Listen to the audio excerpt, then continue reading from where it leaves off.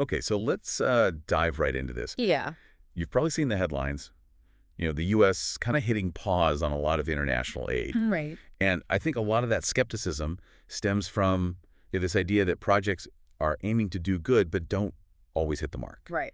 And we're going to kind of go beyond the sound bites and explore why some of these projects struggle and, what's being done to try to make sure that that aid actually makes a difference. Yeah. I mean, it's a complex issue. Sure. And I think it's important to acknowledge that good intentions don't always translate into, lasting impact on the ground. Right. So there's a growing need to really understand not just what we're investing in, but how those investments actually translate to change in people's lives. So that's where monitoring and evaluation comes in, Yeah. or M&E for short. M&E. Yeah. And I'm curious from your perspective what M&E really is.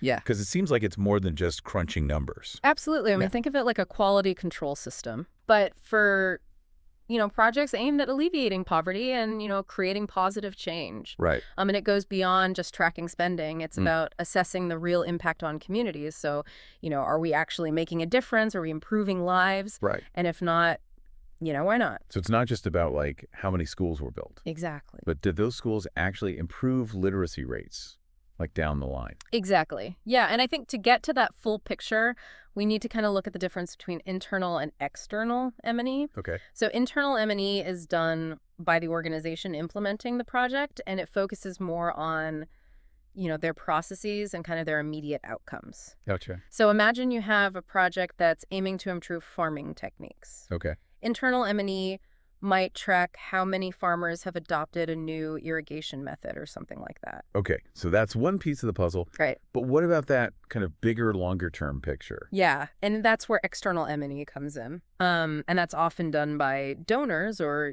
independent evaluation groups. Okay. And they kind of take that longer view. So, years later, they might go and assess, did those new irrigation methods actually lead to higher crop yields? Oh. Or, better incomes for the farmers? It's about kind of measuring that sustainable change. And that's where things get really interesting for me, I think, because we're talking about people. Right. And different stakeholders in these projects have different ideas of what success actually looks like. Yeah, absolutely. You hit a very crucial point. I think, international development involves a whole web of different players. You have donors implementing partners like NGOs, Right. governments, and of course the communities themselves, and each might define success differently. So a donor might focus on the number of wells that were built, Right. while the community might prioritize like long-term access to clean water and like actual health outcomes. Exactly. Yeah, I mean, donors tend to focus on things that are measurable. So, outputs, things that can easily quantify. Whereas communities are more focused on long-term outcomes, their well-being. Right. Things that are much harder to kind of capture in a simple report. And that clash of perspectives can create problems. Right. Right. Yeah. It's not just about good intentions anymore. Absolutely. I mean, this is, a classic example of something called goal incongruence in agency theory. Okay. And essentially it's, when one party, the principal, in this case, like a donor, delegates work to another party, an agent or an implementing partner. Okay. Problems can arise if their goals aren't truly aligned. So let's unpack agency theory a little bit, Yeah. because it feels a little academic, and I want to make sure that it connects with how people kind of think about and understand international development. Sure. So it's simpler than it sounds. So let's stick with our, well building example. Okay. So the donor wants to see, as many wells built as quickly as possible. Right. But the implementing partner who's actually working on the ground, might know that a more sustainable approach involves building fewer wells, but also training community members on, maintenance and water management. So they both want clean water, Right. but they have different ideas of how to get there. Exactly. And that kind of leads us to another key issue, which is information asymmetry. Okay. So the implementing partner often has a lot more, on the ground knowledge than the donor does, Sure. and there might be problems that are hidden or, actions taken that don't really reflect the needs of the community. So it's not necessarily like malice or anything, Yeah. but just different perspectives and access to information. Right. And I can see how that creates tension. Exactly. And this is really where, M&E steps in. Okay. Because by gathering and analyzing, the right data, Yeah. M&E can expose those goal mismatches Okay. and kind of fill those information gaps. And it becomes a tool for, transparency and shared understanding. So M&E is not about just measuring success or failure. Right. but about aligning everyone who's involved, making Nice. sure they're speaking the same language. Yeah, it's about, making sure that projects are driven by the needs of the community Right. and that everyone has access to the information they need to make, the best decisions. I love this idea of M&E as like a bridge, Yeah. like a translator between donors and communities. Right. But we also have to talk about risk Yeah. because these projects, they operate in the, complex environments by nature. Absolutely. You're right. International development is inherently risky, right? Right. I mean, unpredictable environments, social and political dynamics, limited resources. So M&E is really crucial for navigating those risks effectively.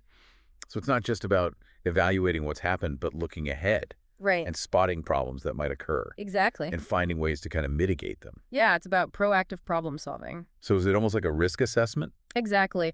M&E helps identify those potential risks early on, Okay. and then you monitor those risks throughout the life cycle of the project. And it facilitates discussions between, donors and partners about how to share those risks. This raises a question for me. Could better risk management be the key to preventing some of those really high-profile aid project failures Oh, yeah? that we sometimes see in the news? Yeah. The ones that fuel all this skepticism about aid effectiveness. Yeah, it's definitely a major factor. Right. A strong M&E system can act like an early warning system Gotcha. and, flag issues before they become, major setbacks. Right. So if you spot a risk early on, Yeah. you have a better chance of addressing it. Right, exactly. It's about course correction and adaptation. That makes a lot of sense. Yeah. But how does M&E actually manage risk in practice? Yeah. Like, what does that look like on the ground? Well, think of it like a doctor, running tests to diagnose a patient. Okay, I see where you're going with that. So M&E helps us diagnose what's really happening in a project. So it could be, lack of community buy-in or logistical challenges, Mm-hmm. even something as simple as, miscommunication about the goals of the project. Yeah. M&E helps bring all those to light. Exactly. And it's not just about, collecting the data. It's about using that data to make decisions, Sure. adapt, course correct along the way. It's about accountability, not just to donors, Right. but to the communities themselves. That makes me think about stakeholder involvement. Yeah. Like, how do we ensure that all the different voices are heard? Right. The donors, the partners, the community itself. Right. Like, how are they represented in this M&E process? That's a crucial challenge. And, there's no one size fits all solution. But I think some, effective approaches involve, involving community members directly in data collection, Okay. using participatory methods like focus groups, Right. community meetings to gather feedback, Sure. and making sure that, M&E reports are translated into local languages Ah. and shared widely. So it's not just about collecting the data, Right. but making sure that it's accessible. Look at that. And meaningful to the people that it's supposed to serve. Absolutely. M&E should be empowering, not a tap-down exercise. You know, it should really give communities a voice in shaping the projects that affect their lives. And this is where it gets really interesting for me because we're starting to see a shift Yeah. away from that traditional top-down M&E Right. towards these more participatory, community-driven models. Yeah, you're absolutely right. There's a new wave of M&E that really emphasizes, local knowledge, Okay. community ownership. It recognizes that communities aren't just passive recipients of aid. Right. They're active agents of change. So instead of just asking, did this project meet its objectives, Right. we're asking, did it actually make a difference in people's lives? And Yeah. how do they define success? Exactly. That's a huge shift. Yeah. And it's crucial for ensuring that, aid projects are truly responsive to community needs. Right. And that the changes that, they bring about are sustainable in the long term. It's moving beyond just checking boxes Right. to understanding, the actual impact on people's lives. Yeah, and I think this idea that M&E can be a tool for empowering communities is really powerful. Yeah. Because it's not just about accountability to donors, Right. but it's about accountability to the people themselves. And when it's done right, Yeah, it can create kind of this virtuous cycle, absolutely. right? Where better data leads to more informed decisions, Yeah. which leads to more effective projects, Right. and ultimately a greater impact and, improved lives. Exactly. That's what we're all aiming for. So we've covered a lot of ground here, Yeah. from defining M&E Yeah. to kind of its evolving role in development. Right. What stands out to you as the most important takeaway for our listeners? I think for me, it's recognizing that, M&E isn't just a bureaucratic step. Okay. It's fundamental to effective aid. Yeah. It's about turning good intentions into, real measurable improvements in people's lives. Yeah. It's about learning from our successes and our failures and constantly striving to do better. That's a powerful message, and it highlights, I think, the responsibility that we all have as citizens and global citizens Yeah, to demand more accountability and transparency absolutely. in how aid is delivered, Right. and to support organizations that are committed to using M&E effectively. I completely agree. It's about ensuring that aid isn't just a temporary fix. Yeah. It's a catalyst for lasting positive change. And on that note, I think it's time to wrap up our deep dive into M&E. Okay. But before we go, I have one final thought for our listeners to consider. Yeah. We've been talking about M&E in, international development. Right, where the stakes are, really high. But what if we kind of brought some of these principles closer to home? Yeah. What if we applied this really rigorous approach to monitoring and evaluating our own lives, our goals, our decisions, our impact?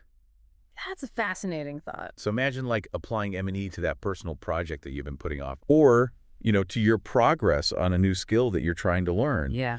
Setting clear objectives, tracking your progress. Right. Identifying what's working and what's not.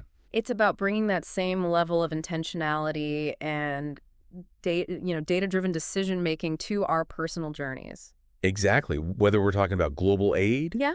or personal growth. Right. The core principles are really similar. It's about asking tough questions, gathering the right information, and using that knowledge to, course correct and improve.